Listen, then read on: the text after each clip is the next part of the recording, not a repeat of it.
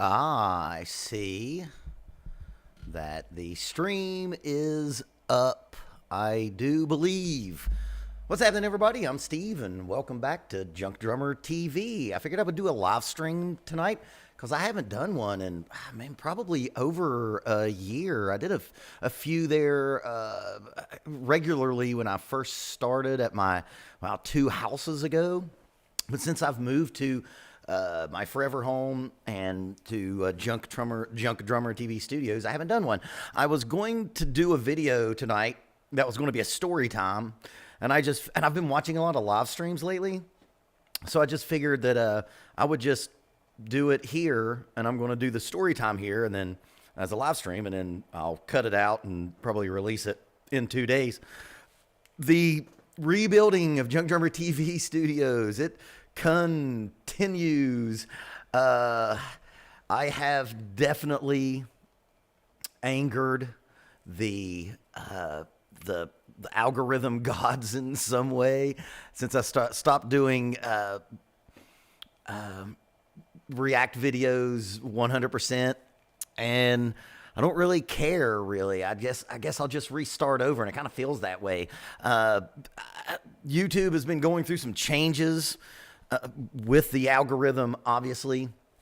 I think that a lot of the top shelf drummer YouTube cats are in fine shape. I think all of us midland to small YouTube channels in the drum space anyway are kind of getting buried, I guess. I don't know. I will not be deterred. I can tell you that much for sure. It's been so long since if anyone's watching, can you tell me if this all sounds good, please? I can tell you that it's been so long since I've live streamed that the live stream setup through YouTube is actually different now. Used to, you could just do it through YouTube, and now you have to kind of do it through OBS or something like that. The main part of this stream is going to be this story time that I do here in a minute. But I wanted to do just like a kind of a little update on the channel. Thank you, Chuck U. Farley. Thank you very much for letting me know. I don't expect many people to be on this live stream, but I want to do a little update on what's going on around here. First,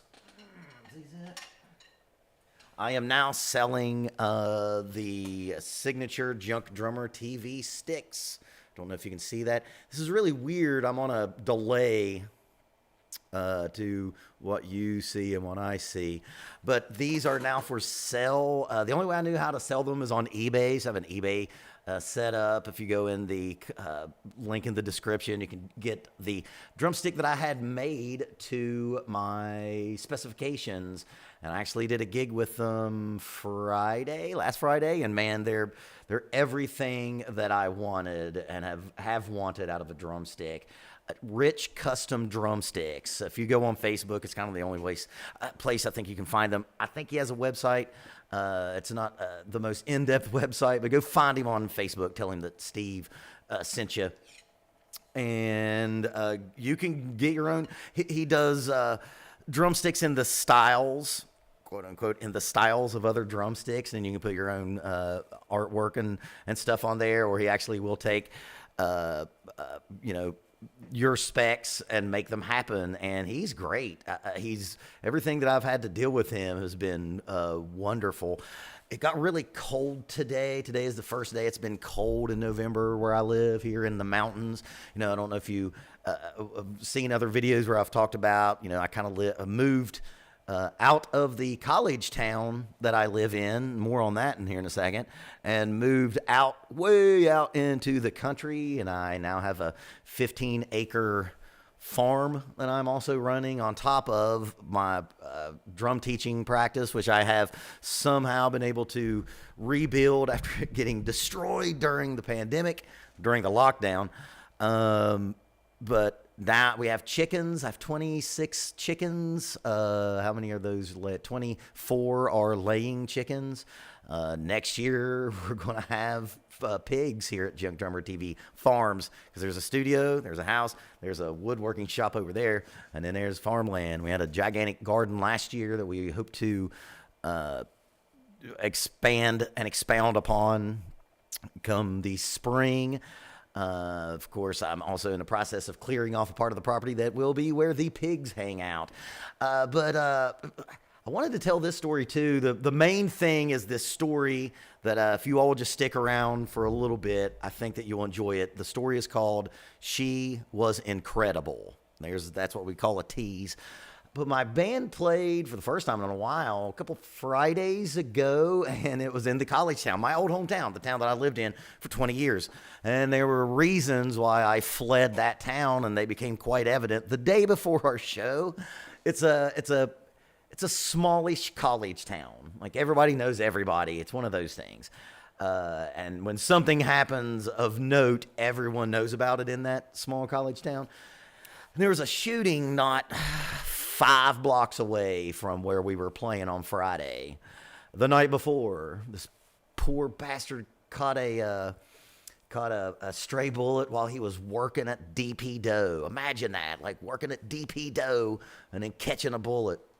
Things didn't turn out so well for that guy. And so this show that was actually kind of like a showcase for female artists, all 3 artists were female-fronted bands, was supposed to be well attended, but it was not, and it had to be because of that shooting the night before, because I kind of drove around the city before and after the show, and it was a ghost town, like literal ghost town. Unfortunately, if you're watching this and you know me, I guess I was right to move from that town. That town is dying, unfortunately. What else? I'm going to be doing a Steve Covers Steve video also this week. That's going to be me playing in the track by my metal band. You can tell that I'm getting ready to do a metal band song because my drum set has 2 China cymbals on them right now. And I'm going to be doing Ask Me Anything. If anyone shows up for the into the chat, I see I've got one here. We'll chew the fat, if you will. Chuck Farley says, I've seen your videos on 2 of my all-time favorite drummers. Just wondered what you think of Manu Katché. I don't know how to say that name. Manu Katché. It's with an A at the end, I think. Manu Katché, I think. Doesn't need to be tonight, just would love to see you dig into his work sometime. He's, the thing about Manu, or Manu, however you say his name, is there is this class of musician in general that only really musicians know about. Chuck, I would assume that you might be a musician if you know who he is. He is most famously known as the drummer for Peter Gabriel. That record, the live record where he's in the round, can't remember what that name of that record was, but I love Peter Gabriel. I don't really know, and I know if there's any British people watching, I'll get burned for this, but I don't really know that much about Peter Gabriel Genesis. I like pop Genesis. I got killed for that in a video once. But yeah, Manu Katché, or however you say his damn name, he's one of those cats that is not nearly as appreciated as they should be, because only like musician walks know who he is. Because he's, a nameless, quote unquote, nameless a musician on a record of a superstar. On the star is the show, and he's not in the band. He's just a guy that plays live. And I know he recorded a bunch of that stuff. Here's an interesting fact about Manu. And knowing this, go back and listen to all that Peter Gabriel stuff that he's on. Peter Gabriel does not like crash cymbals. I read this in Modern Drummer years ago, and I think it was a Manu interview. I used to be so heavy into Modern Drummer. I used to read it. Religiously. But in this video, if you know anything about recording, you know that the cymbals for certain male voices, it's not as much with female voices, but it can be an issue. Cymbals set in the same frequencies as a male vocalist. And I think Peter Gabriel, who has a very unique voice, was very aware of this. And go back and listen to In Your Eyes or Salisbury Hill. There's no crashes. You'll hear splashes and China cymbals.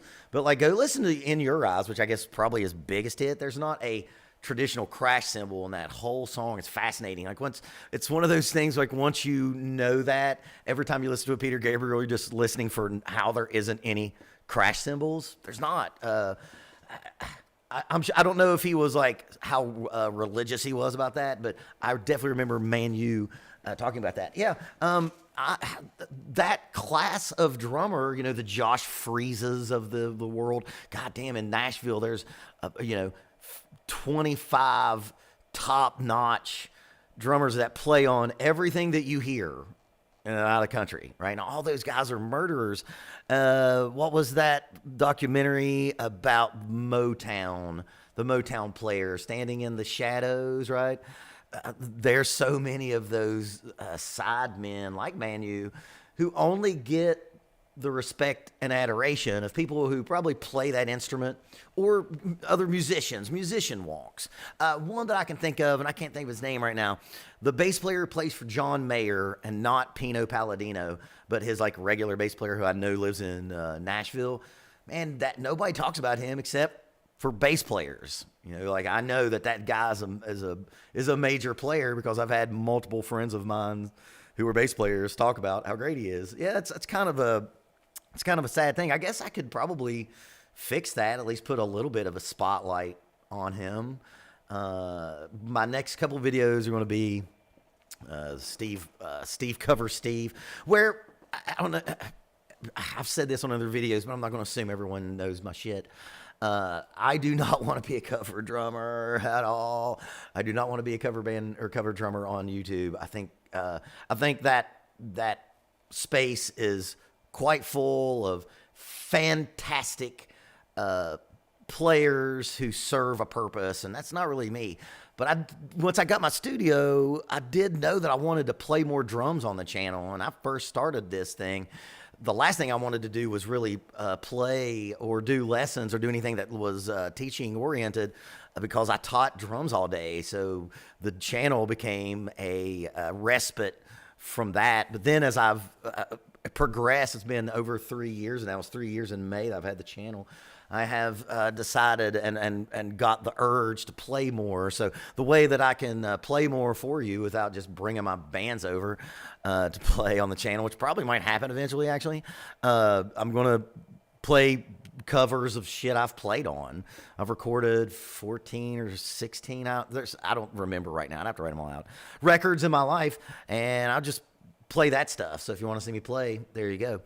Let's see, Chuck Farley. If you're going to be the guy talking, we're going to talk, buddy. The other two are Stanton Moore and Levon Helm, not a musician, but grew up in a record store. Exactly, right? You are a music wonk, right? You are the guy that musicians probably loves talking to, right? Because you probably have as much knowledge about that subject as like people who practice the faith, right? Yeah, if you can, I can't tell if you can see it. This picture right here is that really famous picture of Levon Helm sticking his tongue out at the camera. I actually, because of that video, Chuck, the Levon video especially, I have met his daughter. I have talked to his wife, and I've been double invited to the barn. So Amy, who I hung out with one night when she was in my town playing a gig, invited me to the barn, and then I can't remember her name right now. Crap, she's on Instagram. Levon's wife got hold of me because that video turned into me doing a podcast about Levon, which was with the Big Fat Five podcast. Shout out Ben Hilsinger, my dude. He saw that video and saw that I was at least sort of knowledgeable about Levon, and I got to go on there and got to just talk about one of my favorite drummer. He's my favorite drummer for fucking well over an hour. I know he didn't want to go that long, but sometimes if I start talking, it's hard to get me to shut up, which I guess makes me at least half-assed decent YouTuber. You said you met Amy Helm. Met her many times. She's wonderful, man. I love her. Me and Miss Junk Drummer put together like a gift basket of things that pertain to the region that I live in. One was pepperoni rolls, but if there's your hint on where I live. And she hung out with me for a while, and it was awesome. And she told me that she wanted to let me and Ben listen to this one record that no one's listened to. She found Levon record that he played on of some gospel band, like I think like a gospel group. And she said that she wanted us to get to listen to it. And I was like, man, I will drive many hours. So I have, through that video, I have a standing, and I actually texted her about 6 months ago and talked to her. I have a standing ovation. I have a standing invitation, and I'm going to take her up on it. I will go to the barn. If you don't know what the barn is, man, just go find out. There's a lot of mythology and lore there for you to catch up on. And Stan Moore. There's some news in his life. His band, Galactic, added a singer. That instrumental funk jazz scene, like Medeski, Martin Wood, Bad Plus, and a lot of those bands that were from that kind of early aught jam band scene. I think that, and don't get me wrong, Galactic definitely had songs with singers here and there. I remember the very first or second record that had Your Love Is Such a Thrill. Your love is such a thrill. But now they have like a full-time singer. And I think that will open them up to a even bigger crowd. And the more people that get to hear Galactic, the better the music scene is, in my opinion. What else, man? What else? I know you're not supposed to say that. What else? I can tell you that I haven't been practicing that much with my metal band. We're getting ready to get back into it so we can start this record. And I just sat down a couple hours ago to play through the song that I'm going to record. And woo, my endurance for loud volume playing is lacking right now. I'm going to have to work on my endurance for when we start gigging again, and especially when we go record that record. That's going to be a thing that happens. When I go to record that record, and it's going to be probably a few months from now because we have one more song we have to finish writing, or actually write. I'm going to try to use it as a chance to let you all in on the recording process. I've tried to do that with another live stream, actually. The live stream, I think it's the best, most important thing I've done on the channel. Most important sounds a little fucking pompous, but I did a video called what really goes on in the studio, warts and all, and I live streamed me tracking one of the songs on that's going to be on the metal band record, and I left in all the mess ups, and I think we showed a punch, and I think that's probably the best thing I've ever actually done on YouTube. It didn't do that well. I don't care. If you're interested, you go check that out. Chuck Farley says, the barn is an incredible place. I went to a ramble there as a bucket list trip to there, and Yasgur's Farm. I'm assuming that's where Woodstock was, right? I had a friend actually play the barn a couple months ago, and he said that the hype is well earned. It did not disappoint, as my good buddy Hot Rod said. So let's get into what I wanted to do with this video, which is a story time. Now, what I'll eventually do is I'll cut this out. I'm going to put it as a standalone video, probably Wednesday, I guess. And I'm going to release the drum cover on Friday. And then the next video after that will be a What Makes This Song Great video. I think this will be the 5th or 6th one. I'm trying to figure out which one I want to do. I have a few in mind. I'm not sure. I don't know if I'm going to do Welcome Home by Coheed and Cambria, or if I am going to do No One Knows by Queens of the Stone Age. It's going to be probably one of them. But let's get into why I wanted to do this video as a live stream.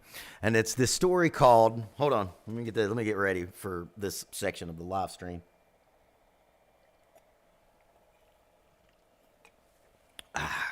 Don't do this at home, kids. So this story is called She Was Incredible. It's a story about you just never know when you're going to see a fantastic musician. And I saw one of the most fantastic musicians I've ever seen at a funeral, at a family member's funeral. Go to this funeral, right? And, you know, it's a funeral, so we're all in mourning. But I'm still a musician. I'm still a gear nerd. And as I was going to the pew, I noticed that there was like a band. You know, their band was set up. Tobias bass, plugged into a PV because of course, and then a really nice Star Classic, 2 up, 2 down.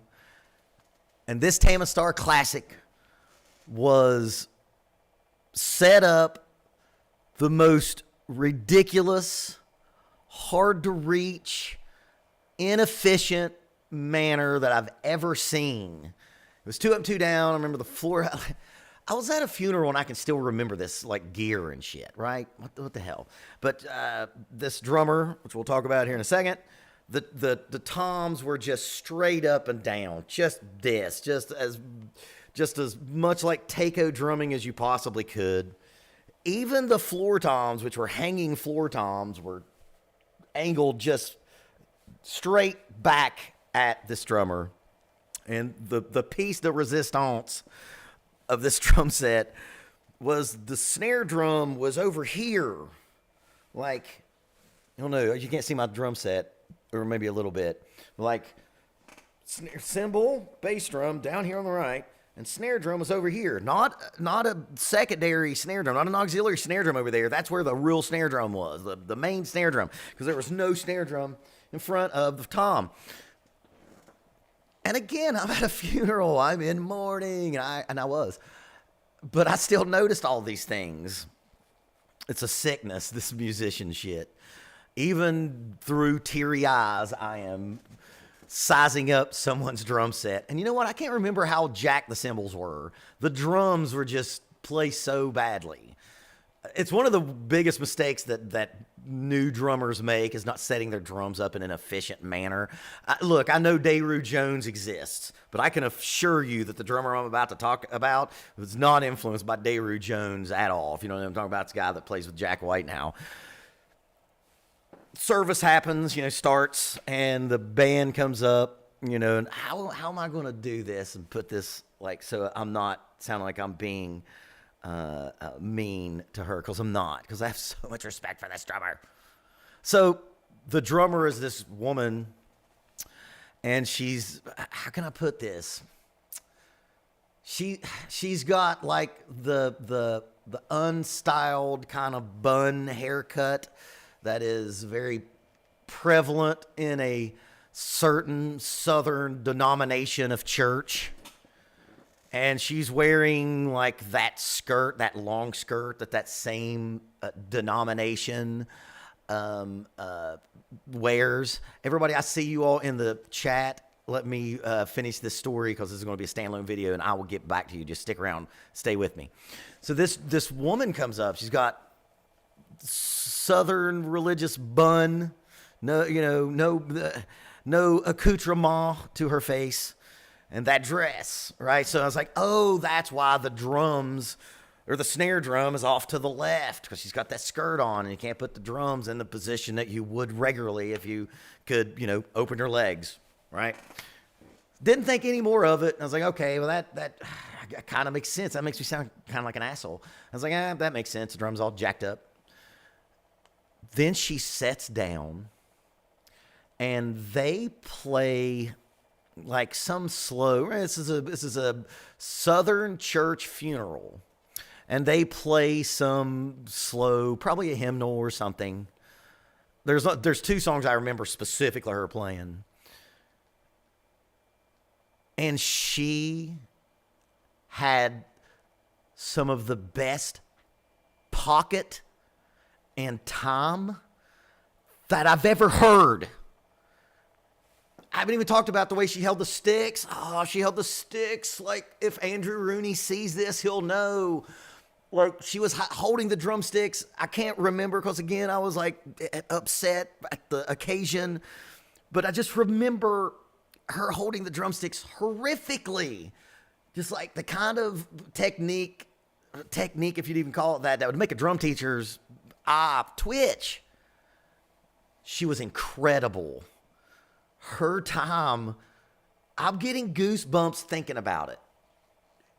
She was so good. And I've told this story to so many people since that day.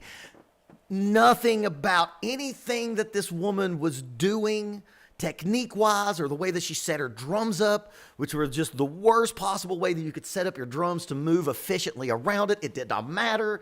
She was incredible. How did she play so good? Her time was perfect. She had, you've heard me talk about it on the channel, she had the golden 2 and 4. It was fucking mind-boggling. And when she would go to do drum fills, of course, you know, she's playing in church. Also, I should have said it earlier, like every drum set in church, it was behind plexiglass, right? Every drum fill she played, and the fact that she had her drum set so wacky, her drum fills were so good and appropriate and perfectly placed.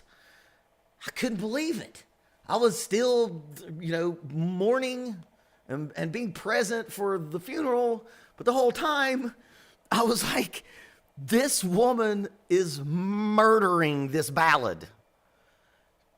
She's playing, and if you are a ballad player, I played with a female artist and I had for 12 years, so I've played ballads a lot. And ballads are the hardest thing, I think, for a drummer to do. That and extreme speeds, blast beats, and like 6/6 Samus tempos, and ballads.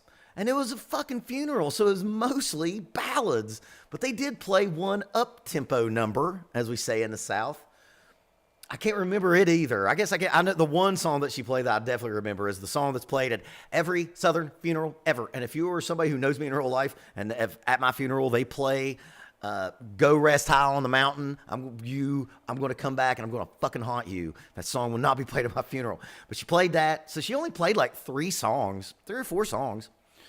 And by the second song that she played, I was so joyful at what I was hearing that it helped the pain of the circumstances.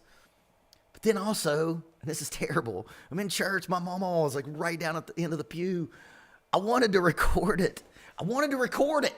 But like, that's inappropriate. You can't do that. You can't like record a drummer at church, at a funeral. But I wanted to, because I wanted proof of how fucking great this woman was. She was so good. And when she played Go Rest High on a Mountain, which is a song that goes at a glacier's pace, it is so hard to play. Go try to play it. Go do it right now. Go try to play Go Rest High on a Mountain by fucking Vince Gill and try to make that feel good and lay all the notes in perfectly. And this woman did it. I'm still bamboozled. I'm befuddled at how good this woman was with terrible technique, a drum set. And the thing is, though, the drum set was actually sounded good. It was really tuned well. How do I remember all this shit at my aunt's funeral? It's ridiculous. You still remember this. Being a musician is a sickness, right? I couldn't believe it. There's nothing about just seeing what I was seeing would have given you any indication on how great this woman was. She was so good that I asked Miss Junk Drummer TV, like, would it be weird if I told her a good job, to tell her she did a good job? That's what I wanted to do. But I'm sure she didn't want to be thanked for doing something. I mean, like, I'm not going to talk about, like, the 2 things we don't talk about on the channel, religion and politics. And I'm not going to say anything about religion at all. But I will say that from their point of view, like, there's nothing that you can do with your music that's more honorable than to play it in memory and in honor of someone who has passed, right? So in a lot of ways, doing that, I also think about this with taps or the Star Spangled Banner in any of those kind of circumstances.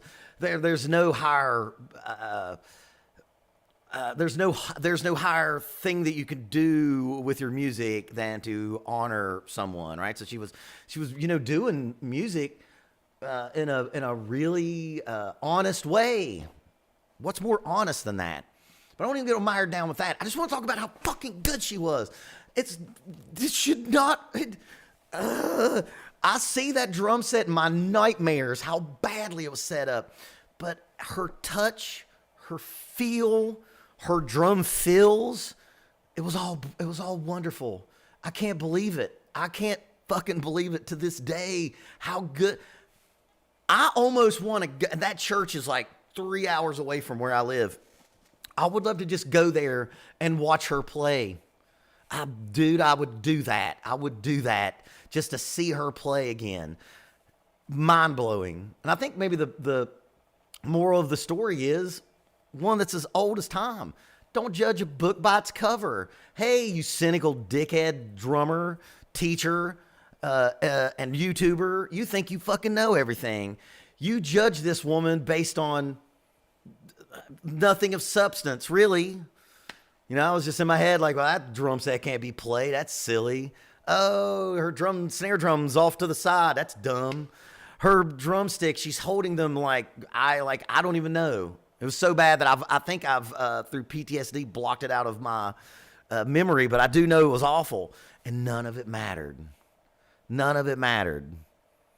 I think that if I were to go and drum teacher her, I think I might ruin something that's powerful. She's so good. She was so good. She was a better ballad player than me. And it's one thing that I take pride in because I'm a very good ballad player. Actually, one of my favorite drummers is Nigel Olsson, drummer for Elton John. My British people will know who I'm talking about. And he's like a master ballad player. So is the drummer for Queen, obviously. Roger Taylor. But that's my story about the woman who had no business being that good, but was one of the best drummers I've seen in the last 5 years. You know, I know what I'm doing here probably is against what your beliefs are. If you're out there and you see this video, cheers to you. You are an inspiration. So there's my story about that time, that time at the funeral. So that's a whole reason why I wanted to do this live stream, because I wanted to be able to cut that out and make it a separate video. And I hadn't done one. I think I'm going to start doing them again. I do know I think I can say this, and I think he'll be fine with it. I'll be appearing with my brother from another continent, Andrew Rooney, in a few days. I think maybe this weekend I'm going to do that. So let's get into some of this chat here. Let's see here. Alan SJ5. I hope anyone who made these comments while I was doing the story time stuck around.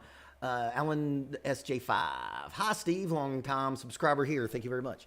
I just wanted to let you know how much I appreciate your reaction videos and your knowledge of drumming and musicianship in general. Keep rocking. Man, thank you very much. I am trying not to get discouraged by my recent numbers on YouTube. It can be because I was really killing it from the beginning to about 2.5, for the first 2.5 years, I was killing it, maybe first 2 years. And then I've angered the algorithm some way. If you can read this back here, it says, "Dear algorithm, please forgive me." I was either going to do that or be like, "Dear algorithm, will you go with me? Yes or no?" But yeah, I'm going to be here. Hi, Steve. Okay, so this is from Who Knows. Hi, Steve. Started watching during COVID and seeing your reacts to some of my favorites, old and new. Man, that's why my channel, I think I need to recalibrate my expectations, because I know for a fact that my channel benefited from the pandemic, from the lockdown, as gross as that sounds. You know, we were all stuck at the house and we were all watching videos, and my channel blew up during the lockdown. I got to tell you, man, everybody who watched and you know, shared me and shared my stuff out, man, you saved my life, because I went from, you've heard me say it a bunch of times on this channel, I went from teaching 52 students, I think, and I went to 16 overnight. I was hurting, man, and the YouTube channel for more than a few months was what I was paying my rent on back when I had rent, and what I was eating food on. So I will always be thankful to anyone who's given me any kind of time, and I appreciate it. You've been for the kind words, man. Alan SJ5 again said, "Was that Vince Gill song recorded by Carlos Vega? That would make sense, but I don't know. But God, man, that tempo is so slow. It's so hard. It's something that I'll pull that song out to mess with students who won't listen to me when I talk about when you can control slower tempos, you can control your medium and fast tempos more, because it's harder to control slow tempos because there's so much space between the notes. There's so much music in between the notes when you're playing so slow. And that song is just glacial. Chuck Farley said, ha ha ha, I know all about the wanting to record everything. My father was a longtime taper, could not go to any concert without having to, oh, you Chuck Farley, yes, without trying to hide a DAT deck and mic on me somewhere. That Chuck Farley is, that is a, oh man, what is that saying? That is a, oh crap, that is a better weapon from a better time, or however, man, I'm getting all my Star Wars shit wrong. Anyway, I know exactly about how old you are, that you were wired up with a DAT, digital audio tape. You know, technically that DAT is like analog, sorta. So yeah, back into them tapers. SJ5 tapers, as you know, people taping and bootlegging shows. And then the jam band scene came along and just opened it wide up, and just like anybody can tape, and that's wonderful. Roger and Nigel are legends. Good taste. Well, I hope so. Chuck Farley also said, I know Nigel will get one of his drum heads and a pair of his sticks hanging on my wall. Yeah, man, Nigel Olson, again, he's like going back to Man U. He is just not appreciated. Man, listen, there's a track called Burn Down the Mission on, damn it, the Cowboy record. I can't think of the name of it. But the song is called Burn Down the Mission. Go listen to that track. Those drums are fucking ridiculous. And I might be wrong. It might not be Nigel, but I'm almost for certain that Nigel's on that track. The drumming on Elton John records, man, they're not put over like they should be. Because it's Elton John, right? He's bigger than life. Man, there's some great musicianship. Obviously he's the reason why he is who he is. But man, there's a lot of great musicians in those bands that helped tremendously. And I forgot how much I like live streams, man. I like talking to you all. IEU grade 06 says, and cheers back to you. Cheers, mate. I think you might be one of our British people. If you're British, you're going to really want to check out a video I'm about to do in about a month. Actually, before the end of the year, I am going to do the most British, in my opinion, the most British drummer ever. And if you're a British guy, I'm going to give you a hint. I'm going to need a bucket hat. That's all I'm going to say. I'm going to need a bucket hat for this video, for what I think is one of the greatest British drummers that fucking nobody talks about. And like I was talking about earlier, where, you know, people don't talk about Manu Katché and talk about Josh Freese. Josh Freese actually does get a lot of love, actually, but like Manu, to the wonks, they do, right?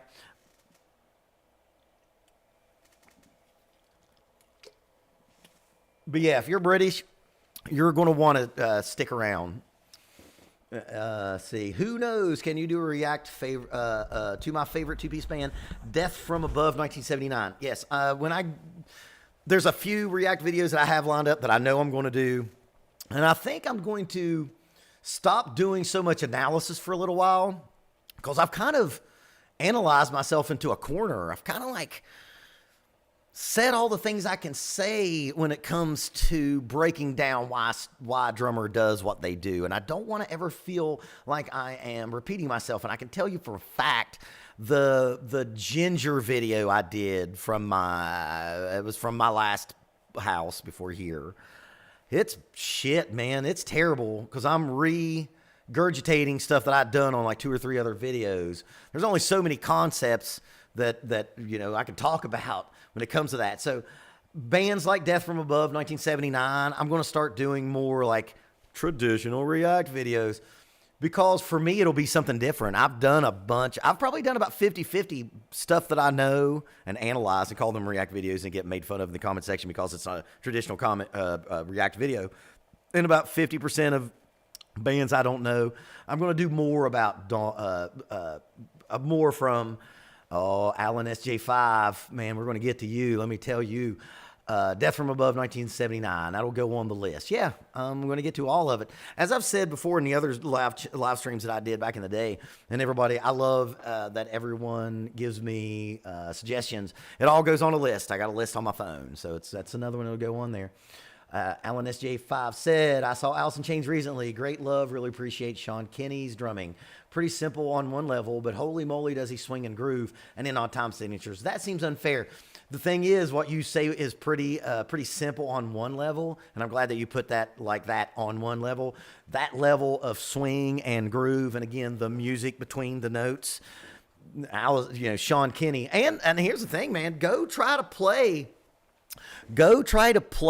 No Excuses. It's slick and it's tricky, and there's a lot of stuff to remember in that groove. Now, I know it's not The Leprechaun by Chick Corea, but it ain't Thunderstruck either. You know what I mean? Chuck Farley said, song from the West Coast, ? I'm not sure what that is in reference to. Alan SJ5, sorry for asking so many questions. No, please don't be sorry. Ask me questions. I really miss doing these live streams. But Steve, I had to ask, are you a Talking Heads fan? Am I a fucking Talking Heads fan? Dude, I absolutely love Chris Frantz and Tina Weymouth as a rhythm section. Let me tell you about that band. I'm obsessed with them. They're one of my all-time favorite bands. Stop Making Sense. Fuck, dude. Are you kidding me? They're genius. Oh God, this could just turn into just simping for Talking Heads. I tell you what, but instead of just me just fangirling about Talking Heads, let me tell you about. Oh no, I got to get this record right and the movie. Oh no, what is the movie? This is going to be terrible that I can't remember the movie. What is the movie that that the Talking Heads did that had? Man, I'm just blanking on everything right now. Hold on for a second. Let me get to the damn internet here. Jeez. And it's not Stop Making Sense. It's the one that had John Goodman in it. True Stories. True Stories is a landmark for me. I'll tell you this. Every woman that I have dated, True Stories is a gateway. If they don't like that movie, I know I can't be with them for very long. That record's amazing. I've heard that record get shit on. Actually, Anthony Fantano shit on that record, and he's dumb for that. There's other things he's dumb for, but he's really dumb for that. And man, he's got some good shit too. I don't want to sound like a Anthony Fantano hater. I've watched a ton of his stuff. But yeah, man, True Stories, Wildlife, Radiohead. That's where Radiohead's name came from. David Byrne is a national treasure. That weirdo can't look you in the eye when he talks is just one of the greats. Yeah, man, I could do Talking Heads all day. Low budget builder is about to. No. We're not going to get low budget builder. We're not going to let you get that drummer joke on my live stream. Nice try. Who knows this? What is your opinions on shoegaze? Favorite bands? Man, I don't know. I miss that. I have a friend, his name's Roadblock. I have a friend named Roadblock. We worked together for a while in the late 90s, and he talked about shoegaze. It's like Jawbreaker. It's like Jawbreaker shoegaze. Okay, I guess the only thing about shoegaze that I know is My Bloody Valentine. And that record is amazing. And it's probably the only thing that I know. And I only know about it because it was hyped. It's one of those records that got hyped. And if something gets hyped enough for a long enough, it's how I came around to television, Marquee Moon. If something is hyped over generations, it's probably not a ruse. It's probably stands up. And as far as I'm concerned, My Bloody Valentine definitely holds up. And if it wasn't for My Bloody Valentine, we wouldn't have Smashing Pumpkins, in my opinion. That's me. I think that even the egomaniac that is Billy Corgan would admit that My Bloody Valentine is a huge influence on him. Chuck Farley, you're on all of it, man. Bernie Worrell, of course, that ties into us talking about Talking Heads earlier, would come into our store whenever he was in town for a show.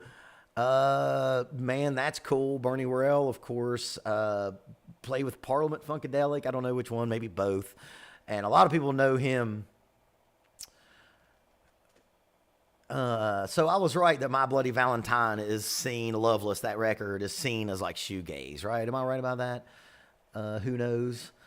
But yeah, Bernie, we're up. But Chuck Farley, you probably have a lot of cool stories. You should probably start a YouTube channel or like, let me interview you. Alan SJ5, favorite Zappa drummer. I'm partial to Ralph Humphrey within the context of Zappa's music, although Vinny, Terry, Chad, Chester, all those guys are obviously monster drummers, monstrously great drummers. Here's the thing about Frank Zappa drummers. I mean, and even Jimmy Carl Black, you know, who was obviously the lesser of the bunch, he was still pretty fucking good too. When it comes down to your favorite Zappa drummer, or if you want to like identify the best, as we are wont to do in the music wonk community, man, it just comes down to personal taste. They're all great. I love all Frank Zappa. You know, is it Ainsley Dunbar? You know, Ainsley Dunbar, the British blues drummer who was in early on. I think he might be on Hot Rats too. He's one that Frank talked about all the time. You know, you would think that he would talk about Vinny or Terry, you know, the chop monsters. But, man, he loved Ainsley Dunbar's playing.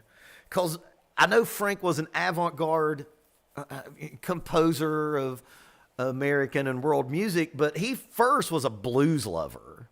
You know, he was a blues man. I know, as weird as that sounds. I mean, Johnny Guitar Watson was his favorite guitar player, right? So, I mean, he was obviously a blues fanatic. Alan SG5, you're absolutely right. I want to get to that in a second. But my favorite Frank Zappa drummer with that huge, long diatribe, if you've watched my video on Frank, and Ruth is in the video too, it's Chester. I love that 72 band. That 72 band special with Napoleon Murphy Brock and George Duke and Ruth. I can't remember the drum or the bass player. Nappy. Did I talk about Nappy? Napoleon Murphy Brock. Not Ray White, but shit. I can't think right now. But that 72 band, goddamn, they're perfect. And Chester played Frank's music with more groove than anyone else did. Like Inca Road. As much as there are those jazz freakouts, that groove is one on that groove on you can't do that on stage anymore. I think Volume 2, the Helsinki concert. There's nothing that grooves better in the Frank Zappa discography for me than Inca Roads on that record, dude. It's killer. God, I could talk about Frank so much. I miss him. Who knows? My Bloody Valentine's Loveless. Okay, so yeah. My Bloody Valentine's Loveless, most famous, used drum tracks because Calm was sick during recording. So that's not real drums. They really hid the fact that those are canned drums. Alan SJ5 said, nor would we have Deftones without My Bloody Valentine. Absolutely, absolutely. I am right now, what is that goddamn song I'm teaching my student? The Tempest. I'm teaching my kid how to play The Tempest, and The Tempest is a My Bloody Valentine song, but with like Abe playing drums. You're absolutely right about that, man. I may not have many fans around here, but my fans got good shit to say. They know what's up. Who knows? Would love to see a Dinosaur Jr. review. Man, have I been able to express myself in a way on channel that just lets you all know what I'm into? I fucking love Dinosaur Jr. Are you kidding me? Like 120 minutes was my childhood, man, every Sunday. And there for a while, Dinosaur Jr. was rolling that shit, right? Yeah, I can do that all day. If I ever were to own a guitar, it would be a J Mascis Fender Jazzmaster. I can't talk about them enough. Oh my God, I should do that. Alan SJ5 says, yes, Ainsley was also one of the many drummers Pat Travers went through over the years, and Ainsley was all, yeah, I did know that. He was with Journey in the pre-Steve Smith days. Ainsley's got man, going back to Manu Cachet at the beginning of this damn live stream. Ainsley Dunbar is one of those drummers that is not nearly celebrated enough just because, he's, quote unquote, a faceless sideman. It's you know, I have a platform. I probably should do something a little bit about that. Chuck Farley says, I want to start a channel, just don't know where to start. I have over 50 years of live recordings. I want to get online from reel to reel. Oh, God. To thousands of cassettes and DATs, to thousands of digital. Dude, Chuck Farley, there's a good chance that you have material, just knowing the era that DAT was a thing. You probably have material that if you went to those artists, you could probably get some money, Chuck Farley. You probably have a gold mine. You probably have recordings of musicians that aren't with us anymore. And if they're of any quality at all, with the ability to clean up stuff in post, you might be sitting on a gold mine. I'm not joking. You need to do something about that. Low budget builder. I've always heard ZZ Top use drum tracks to record. Do you think that's true, or have I just been fed BS? Well, Chuck Foley, I can understand it's not about the money, for sure. I understand that. But I can, well, let me put it in other perspective. You have something that is very culturally relevant and should probably, you actually kind of have a, not to give you a guilt trip on a live stream, but you kind of have like a duty to the music fans to let some of that stuff see the light of day. Back to low budget builder. I've always heard ZZ Top use drum tracks. In the 80s they did. They didn't in the 70s. That's for goddamn sure. Go back and listen to, oh man, oh crap, I'm going to get all of them. ZZ Top's first record, Fandango, Texas Mud, all of those, for everything up until when they stopped for a second and then all the stuff where they don't have their signature beards, that's Frank Beard killing it. That's Frank Beard straight destroying it. Frank Beard at one time, before all of the things that he did to himself, that kind of dulled his abilities, was straight one of the best fucking drummers in the world. Go play Fandango. Go play LaGrange and make it feel like that and keep that fast ass tempo up. He's one of the greatest shuffle players of all time. So maybe what you also are, may have heard, if you're not a drummer or a musician, he absolutely triggers everything now. Like, I could tell you for a fact that he triggers everything now. He is playing it when he plays live, because I saw him about 2 years before Dusty died, and he was definitely triggering everything. So yeah, Chuck Farley, I understand that it's not about money. I know, like, I got kids and shit, so like, you know, everything probably comes out in a monetary way in my head. That's probably not a good thing. Who knows says, it's crazy to think Jay Mascis was asked to join Nirvana on 3 separate occasions as a drummer and a guitarist. Is that true? I didn't know that. Man, Jay Mascis hanging out with Kurt Cobain, that'd be some of the best songs ever written. I remember you did a reaction video on Matt Cameron playing Even Flow live with Pearl Jam. I know. I already know what the end of this comment is. I love Cameron and Pearl Jam, but I must admit I prefer him with Soundgarden. Rest in power, Chris. Yes, rest in power, Chris Cornell. The Matt Cameron video was the 3rd video I did with him and Pearl Jam, and then I later went and did him with Soundgarden, and we could actually hear him as himself. Because here's the thing. I love Pearl Jam, and some of the later stuff, like No Code's a great record. Yield's a great record. The one with the fucking guacamole thing on the front, where the fucking thing is, that's okay. But with Matt Cameron with Pearl Jam, for me, it's not Matt. It's not Matt Cameron. It's not him. It's not him.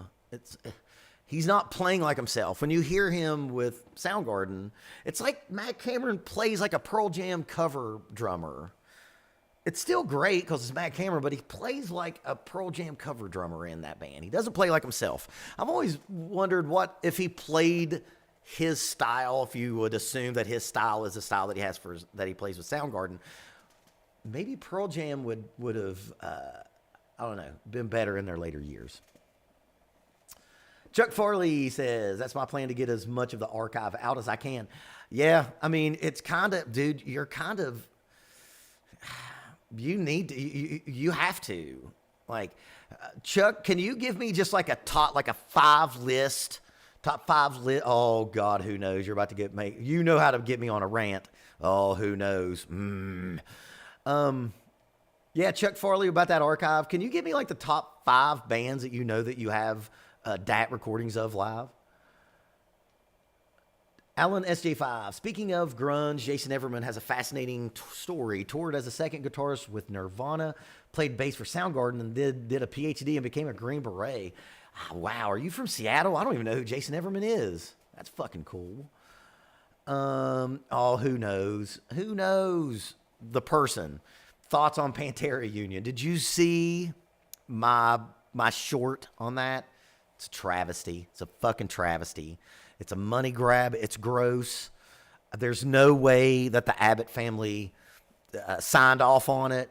And, I've had some of the Pantera meathead fan base give me shit about that. And I'm a Pantera fan.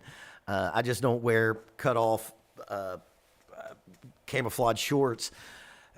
Fuck all y'all. It's a travesty. It is. I know that I can say this. I would think that T-Rex is doing it of pure hearted, of pure heart. I think. I know that Zach was, loved Dimebag, and I think that he's doing it because he doesn't need the money. He's doing it as an honor, in honor of him. And I know that Charlie Benente or however you say his name, I know he doesn't need the money. I know that it's not a cash grab for him. I think that those guys in earnest are trying to honor these two greats that we all love. Fuck the lead singer. I'm not even going to say his name. Fuck him. Because he turned his back on those brothers and was a fucking dickhead when they were alive, and now they're not around, and now he's going to go out there and tour with Pantera. Shame on that guy. Shame on him. Now, I have no problem with, if it would have been lead singer and T-Rex plays Pantera, I'd go to that. If it was in my hometown, because it'd be about the level of playing around in my college town, I'd go. I'm not getting anywhere near Pantera as an entity. I think it's bullshit, man. For those of us who love that band and as much as that band did for us and for me in general, man, that band means a lot to me. A lot. Fuck it, man. I think it's awful. I think it's fucking terrible. Now, I know a lot of people have been on both sides of it, but I will never, ever, ever buy that. Fuck that. No way. Okay, Alan SA5, man, I forgot how much I love live streams. Have you, let's see, Jack Irons on No Code and Yield, another great drummer and the guy who connected Eddie with the other guys in the beginning before 10. Yeah, I think that's the reason why No Code and Yield was great, because Jack Irons is on it. Because, man, sometimes man, those records are great. And it's because of him. Habit is fucking great. And then when Jack Irons left, Matt Cameron, by all accounts, a quote-unquote better drummer came in. And it's just not been the same. Have you seen, Who Knows asks, have you seen Dave Lombardo play Battery with Metallica? He knocked James and Kirk out of time because he was playing 80s tempo. Yeah, I've seen that. Alan SC5 said, yeah, Joey Jordison did a great job as well on Creeping Death. When I did my community post on Joey Jordison, I said that Joey Jordison will forever be the best drummer in Metallica because he was. When he, it was a festival, was in Germany, and Lars got sick or some shit, and they were just running around saying who here knows enough metal? And man, Joey Jordison went out there with no fucking if any rehearsal, very minimal, and destroyed it. Man, Joey Jordison, what a loss! What a great fucking drummer. Yeah, Joey Jordan's the best drummer in fucking Metallica. Low Budget Builder says 100% on that. Pantera can't be replaced for a union. It's fucking gross, man. Whoa, Chuck Farley, you're giving to me. Chris Duarte, I opened up for them once. I opened up for Chris Duarte when he was touring with the Japanese blues band. He had these 3 or 4 Japanese dudes playing in his band, and he came through my town, and I was playing in like a funky blues unit at the time. and we opened up for them. And what's weird about that show? Oh, dude, that's so weird. Hold on for a second. Chuck Farley, wait till you see this. And just so you know, we did not collude, did we, Chuck Farley? This right here is a Chris Duarte set list. It was from Saturday, February 17th, many years ago. And the reason why I have this set list signed, this was Chris, like if you see, there's Chris Duarte's signature right there. How the fuck did you bring that up? And I just happened to have this set list just over there. It was just sitting here in all of my papers that I just went through where I moved. Toshi was the bass player in that band, and that night the band that I was playing in, which was like a funky blues band, the bass player's dog died and he didn't show up, and that was actually the last gig we played because that was unacceptable because I love my dogs, but the gig has to go on. And Chris Duarte's bass player Toshi played the gig with us, and it was fucking awesome. Alan SG5 said, no, I'm not from Seattle. I am a West Coaster, San Francisco Bay Area. Yeah, I mean, that's, you know. Yeah, it's not. You wouldn't call that Pacific Northwest, would you? But my knowledge comes solely from being a fanboy, nerd of a lot of those bands. Yeah, me too. Favorite Black Sabbath album or era? Man, it's with Ozzy. And the very first recorded piece of material that was mine, like this record is yours, was given to me by my Aunt Julie. Actually, not the same aunt from the story time earlier. And it was Paranoid. It was that record. And it was just the record in a sleeve.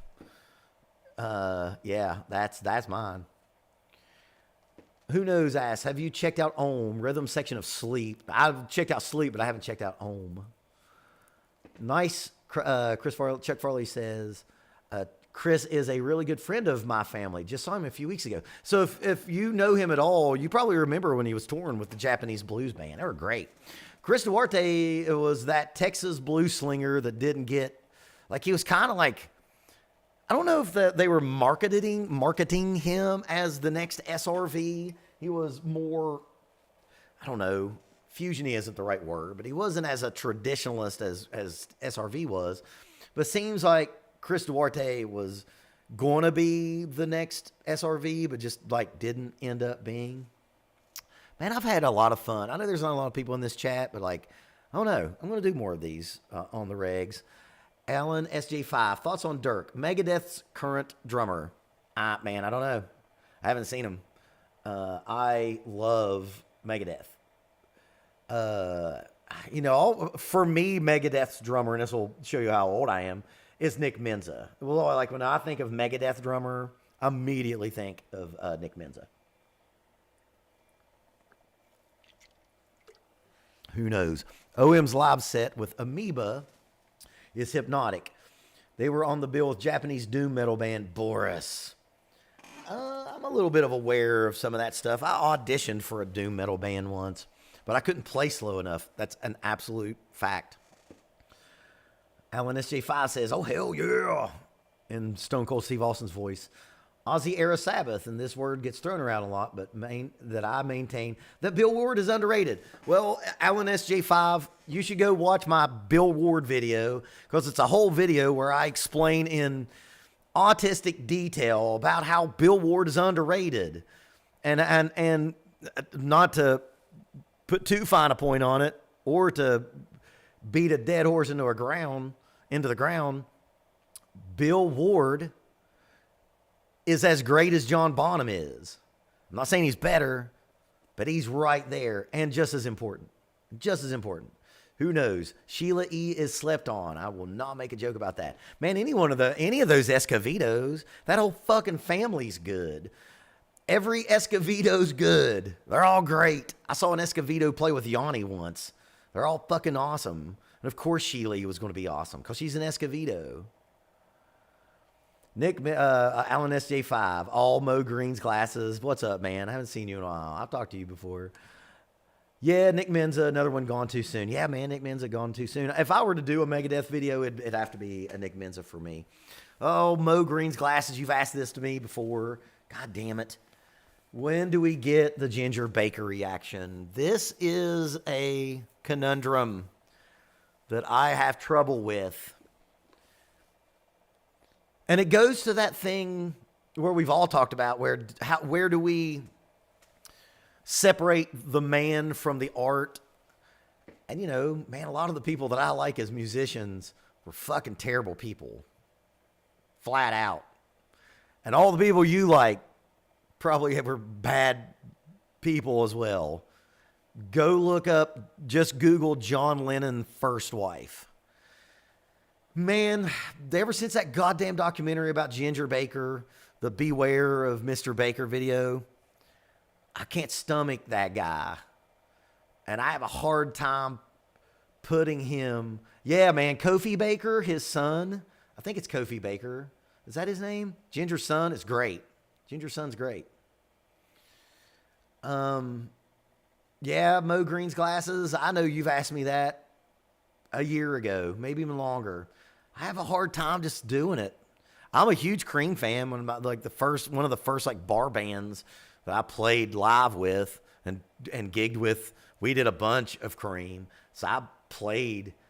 I know. Mo Green glasses. You're right. I know you're right. The man is not the music bro. You're right. I'm not saying that I'm right. But man, that dude pisses me off, dude. He's great. I also know that the video won't get monetized, but I mean that's never stopped me before. I don't know, Mo Green's glasses. You've been watching and coming around here a lot lately. Or not lately, but in the 3 years. Man, I might be able to do it. God, man, he's so fucking awful. He was giving his son cocaine when he was like fucking 12 or something. It's ridiculous. Stop it. But you're right, man. Ginger Baker's son's great. Ginger Baker's one of the greatest of all time. Chuck Foley said, lately I've been into the drummers from Tenerawan. I don't know what that is. Best hair, beard in rock. Well, I'm in no position to talk about hair, but I can say like the best beard. I mean, the best beard is... Who is the best beard? I'm a beardsman. I spend a lot of money on this beard. I spend $30 about every 2 months getting this beard trimmed at an exposed brick barber shop. Best beard in rock. Dusty Hill. Probably. Dusty Hill. Tom Arias is good. Scott Ian's is good too. You can't get wrong there. Stuart Copeland is another great drummer, crazy personality combo. Man, I saw that Police reunion tour. It was fucking amazing. Stuart Copeland kicked Sting's ass all over the stage. He bullied him. Oh my God. If there was a stop bullying campaign, it would have started with Stuart Copeland kicking Sting's ass all over the stage. Sting was in no playing condition to keep up and or fight with Stuart Copeland. It was fucking amazing. I will check them out, Chuck Farley. Alan SJ5, Stewart and Sting, man, like oil and water. I remember Andy Summers said in an interview, oh, I hate them both. I can imagine. I actually was that in a band. I was that dude. It was me and the lead singer and main writer and guitar player, and we fucking fought all the time. But it was also the best band that either of us was in, and we accomplished more than any band that we had been in before or since. And we're still friends. And we weren't like that bad. We're like Stewart and Sting were like fist fighting and shit, but we argued all the time about how things should be done. Not even so much musically. I think that spark of bashing heads together, I don't think that's a bad thing if the art's great. And I have recorded evidence that band was great. So I think it works. Low budget builder. I saw Mike Portnoy on the drums for Twisted Sister today. Well, from 2016, I think. Probably my favorite drummer of all time. I did a Mike Portnoy video. It was early on. You have to go fucking 3 years back, but I've done Mike Portnoy. Images and Words, great record. What is the loudest band you have seen? Who knows asks, what is the loudest band you have seen? For me, it's between Dino Jr. and Boris. What is the loudest band I've ever seen? Probably Pantera. Excuse me, I saw Pantera with Prong. I think it was Prong and Tad. It was fucking loud as shit. Probably that. Alan SJ5 says, the Police's music even sounds chaotic. Yeah, like the band is about to fall apart and somehow manages to hold it together. I mean, dude, you know, for great art, I'll put up with a little fighting, a little arguing, a little... Because it shows that you give a shit, and that doesn't mean that you have to argue to show that you give a shit. But, yeah, man, there's so many instances of band members not getting along, but also making some of the greatest music ever. If you watch the Beatles documentary that was on Netflix, and I actually did review the first 2 parts of that, I mean, you saw a band that was trying to break up, and now George Harrison fucking jetted in the middle of all that. So there's something to be said about oil and water mixing and making great art, because it's happened a lot over the years, and great music has happened. So you can't really can't argue with it. I would put up with, you know, in that band that me and the lead singer, it wasn't like we were always at each other's throats. We had each other's backs. We were boys, but when there were arguments, it was always me and him. You'll hear a song from that band, actually, 2 more Steve Cover Steve's videos from now, and I can't argue with anything that we did musically. So if you know, what will you do to make good art? I do a lot to make good art. Who knows asks or says, I feel like George was neglected in that group a lot. Who knows? Go back and watch my review of those 2 Peter Jackson, part 1 and 2 of the Peter Jackson documentary parts. If you watch the second one, you'll find out why I didn't do the third one. Chuck Farley, as for the collection you asked about, the rare stuff that's anything from, you have fucking Delaney and Bonnie video or recordings? Jesus Christ. He's got Bonnie and Delaney. It's actually Bonnie and, wait.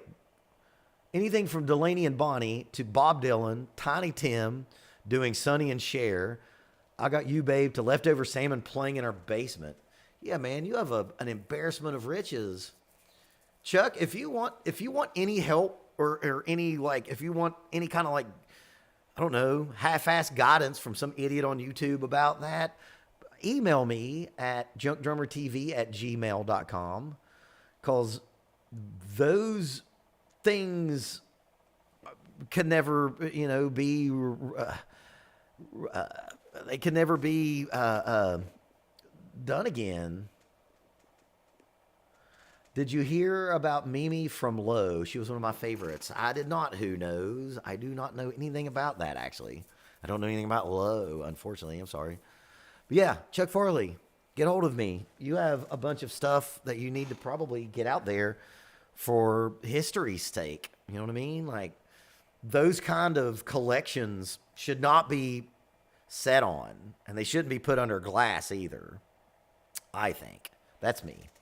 I'll tell you what, I've been on here for an hour and 13 minutes.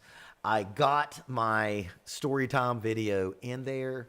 I really enjoyed this. Chuck Farley, it's real easy. Just remember, junkdrummertv@gmail.com. Get hold of me. Alan SJ5, thank you for all the questions. Thank you for everybody who talked in here today. Talked to me. Ringo was the solid rock of the Beatles. He was so professional and musical in his drumming, and with such a wicked, dry sense of humor.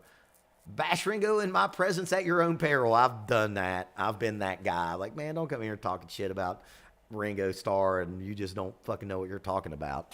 So yeah, thank you all for watching. Again, if you want to help me out with giving me a like, comment, and share. Just tell people about me. I think I'm pretty good at this by now. I try to be entertaining. I try to be. I really enjoy doing it, and I enjoy doing it for you all. So thank you all very much, and I will see you all next time.